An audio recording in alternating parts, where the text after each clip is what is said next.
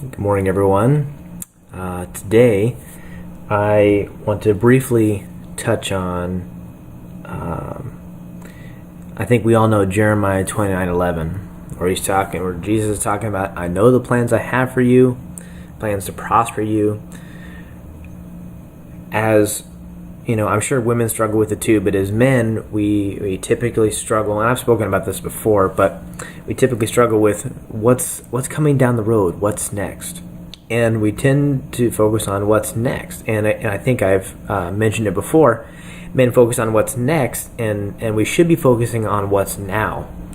And the point of that is that we get too focused on what's down the road. We get too focused on how we can make our careers better, how we can make our families better, how we can, how we can upgrade our cars, how we can, get a better sound system, how we can, get a better refrigerator. I mean, it can be anything that you're looking down the road to say, well, how can this be better? And yes, those things are important because in my line of work, when I work on computers, I'm thinking 5 years down the road.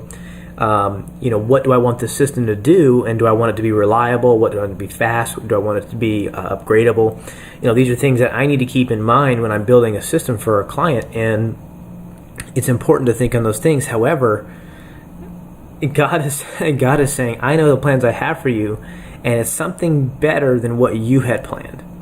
And you would think that God would be like, oh, I don't really care about computer systems and stuff like that, but at times he gives me ideas to think down the road, to bring up in conversation that I'll be honest, I haven't thought on my own.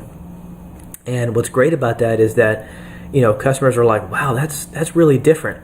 And again, no play on the words here, but it's very different. And they recognize that they see the passion that God has given me for technology and computers. And I was listening to a podcast, and they were talking about your given passion. If you're really good at something, more than likely that is your passion that God has built into you. We're all built to do different things, and we all have passions for different things on purpose. My wife could pretty much care less about technology. That's just the way it is. She knows that's where my heart's at. That's what I have a passion to do. I would basically do it for free as long as someone fed me. And that is so true. She tells everybody that. She's like, all you have to do is feed him, and he'll do whatever you want. And that's pretty much true when it comes to technology or helping other people out. If you feed me, I'll do whatever you want me to do. And that's kind of always been that way. I think my mom can even attest to that. But also in Deuteronomy 31:8, it says, do not be afraid or discouraged, for the Lord will personally go ahead of you. He will be with you. He will neither fail you nor abandon you. Listen, guys, God is there to help you. God is there to guide you. He is there to show you the path. Now, from my experience, and this is just me personally, because I think God knows that I think too far ahead, and so he doesn't want to necessarily tell me what he's got down the road for me, which is fine. And I've come to grips with that here lately, as a matter of fact. I've struggled with it for years, thinking, God, what do you have for me? What should I be doing? You've put these ideas into my heart, into my head, and so how do I make them come to pass? And he's like, wait. And then probably eventually what happened is I kept asking so much, and so he either A, just stops responding, or B, just says, wait. That's all I ever get. And it used to be frustrating because I wanted to know how am I supposed to attack these ideas? How am I supposed to bring them to life? And he's like, I'm sure he's just laughing, shaking his head. He's like, dude, I don't know how many times I got to tell you to wait, and to wait on me, and I'll make it happen. And what's ironic about that is that he always does come through. He's always on time.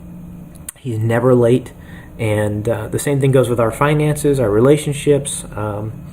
Anything that we touch, he's always on time. And so again, I encourage everyone listening, not just men, but men struggle with it the most, I find.